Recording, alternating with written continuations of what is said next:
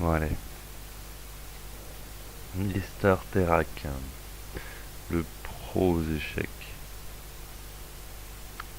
Alors, qu'est-ce qu'il nous a dit Terrac?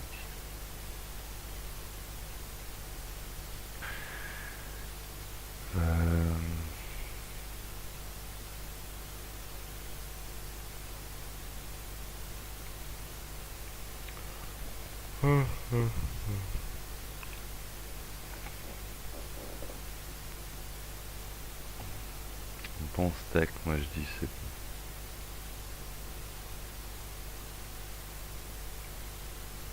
Ah oui, j'ai tapé ta date de ton Genji, je sais pas quoi. C'était déjà une connerie par les écrits. Un ancien berger qui est devenu végétarien. 1400, c'est tout récent ça. Et il a écrit 29 principes, et il a écrit. Je n'écoute plus les écrits. Tous les écrits sont à chier. Donc, tiens, tu l'as modifié à 10 heures. Mon ami, bonjour mon ami Terak. Pourquoi vous parlez des Amérindiens? Parce que les Amérindiens ont une culture vieille de 133 000 ans transmise à l'oral et qui participait à des sacrifices animaux pour se nourrir dans le respect de la bête. Et que vers 1400 ans, à l'époque de ton Jean Badji, et ben quand il y a Christophe Colomb qui sont arrivés, il y avait des magnifiques troupeaux sauvages, blabla blabla, et que le blanc, et ils ont tout tué tout ça en un coup pour faire du cuir. Donc les Amérindiens représentent une tradition orale et des rites anciens qui comportaient des sacrifices animaux pour se nourrir ou se vêtir. Donc j'emmerde votre dernière phrase qui est quant aux rites et traditions, là c'est moi qui dis fuck. C'est moi qui te dis fuck. On se dit tous les deux fuck. Il se trouve que tu écris et que tu manques de respect aux anciens qui se transmettaient le savoir à l'oral. Du coup tu craches au visage des anciennes techniques et des anciennes coutumes qui ont été balayées, éradiquées de la planète par les écrits que tu utilises aujourd'hui. Donc c'est moi qui te dis fuck mec. Tu n'as aucune conscience de ce qu'est un Tahitien et de pourquoi le Tahitien mange des chiens. Pire que ça, tu fais l'enfant gâteur en disant que tu as le choix de savoir ce que tu vas manger ou pas. Et ben il y a des gens sur cette planète qui n'ont pas le choix. Tu manges ce que tu as et tu fermes ta gueule. Et si tu n'as pas les 5 fruits et légumes que Jean-Marie GMH préconise, eh ben c'est pas point barre tu meurs, non, c'est tu manges le rat qui traîne, tu manges le lapin qui traîne, tu manges le cafard qui traîne. Dans tous les cas, tu te contentes de manger ce que t'as. Il n'y a que les enfants capricieux qui choisissent de manière précise ce qu'ils vont ou pas mettre dans leur gosier pour se nourrir. Bref, encore un problème de riche, ça. Les Jumbanji, donc voilà, tu parles d'une communauté écrite par un ancien berger, vieux à l'époque 1400 ans, et il a écrit 29 concepts. Super, une énième secte, et en plus là il mange ni viande ni œufs. Super. Bon bah écoute. En attendant, il y avait quoi avant Jambaji, hein? Et avant l'hindouisme et les rituels anciens transmis à l'oral là-bas. Les Maoris, c'est du coin, non? Je sais pas. Bref.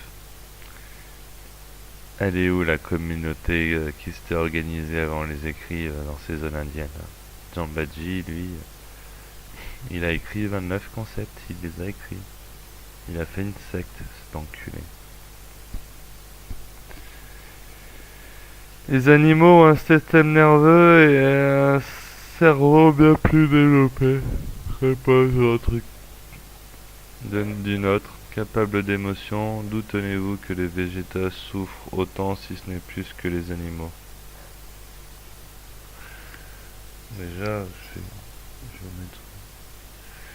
Pour les Amérindiens, je crois que c'est la règle 4 du code de juste relation, considère chaque chose pour ce qu'elle est et ne les compare pas. Donc dire que l'esprit animal est bien plus développé que l'esprit humain est une faute, car nous devons tous nous considérer pour ce que nous sommes et ne pas nous comparer pour créer des hiérarchies entre nous.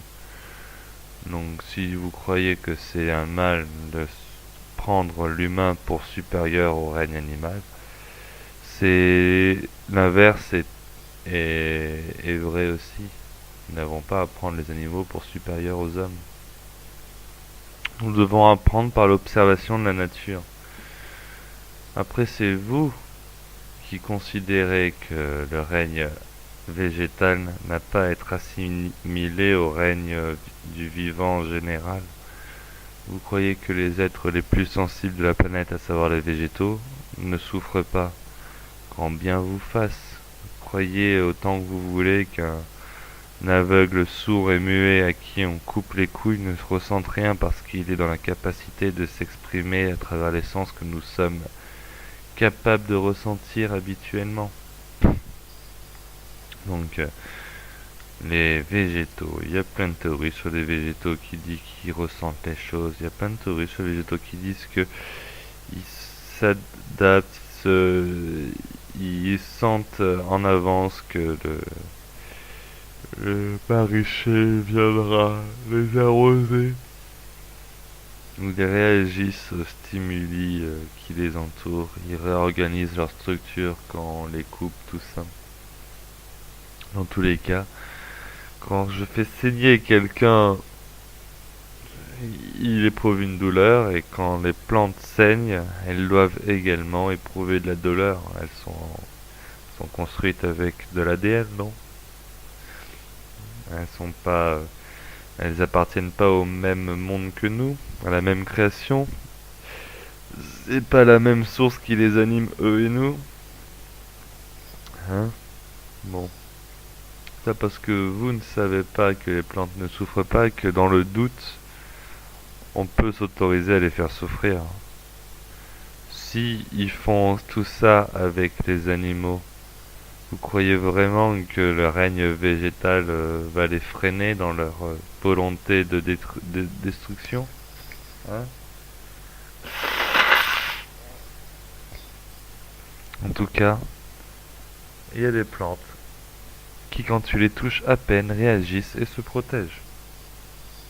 Comme un phénomène de peur. Une peur sûrement induite par la douleur.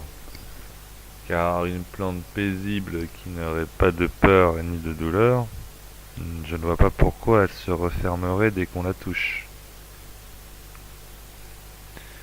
Donc, si... Moi, je sais pas.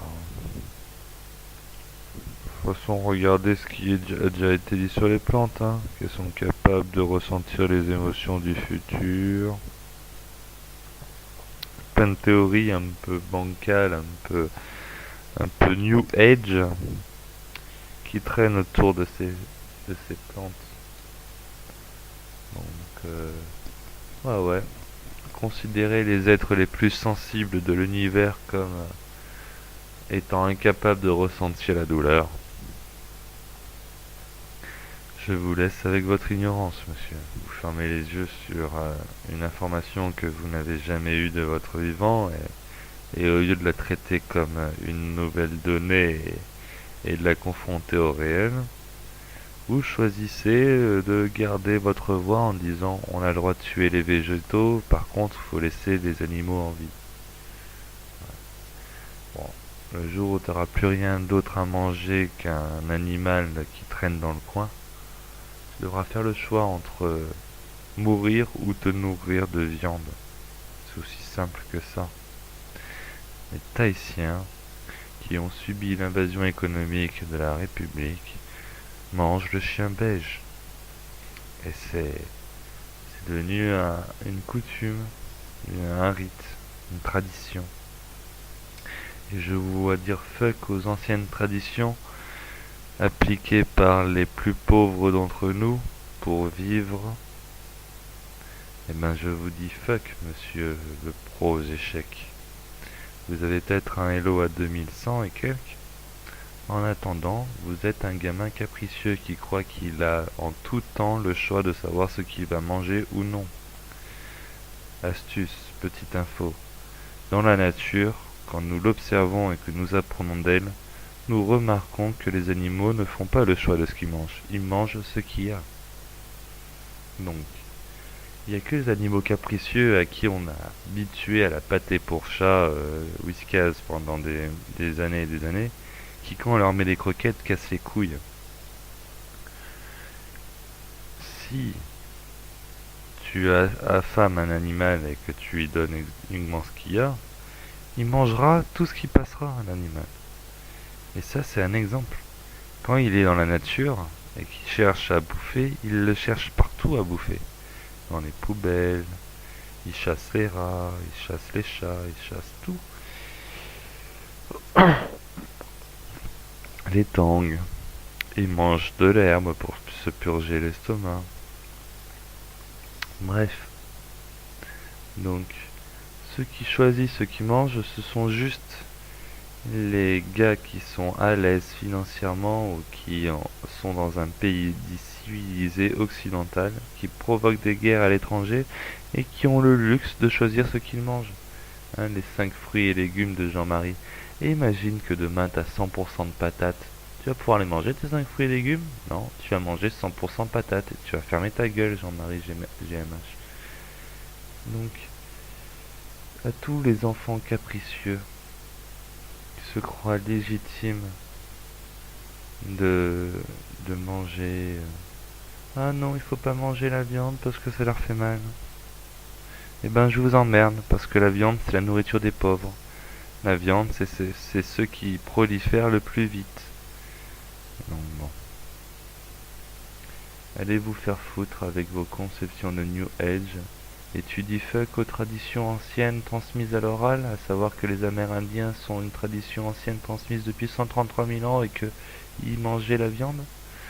Moi je dis fuck à ta tradition végane transmise par des métrosexuels dans les années je sais pas combien. De toute façon, dans tous les cas, ça remonte pas à plus de 1400, hein, les conneries végétariennes. Donc, allez tous vous faire foutre. Ça fait plusieurs milliers d'années qu'on mange de la viande, qu'on respecte la viande qu'on sacrifie pour se nourrir. Donc, je vous emmerde tous. Et gros bisous.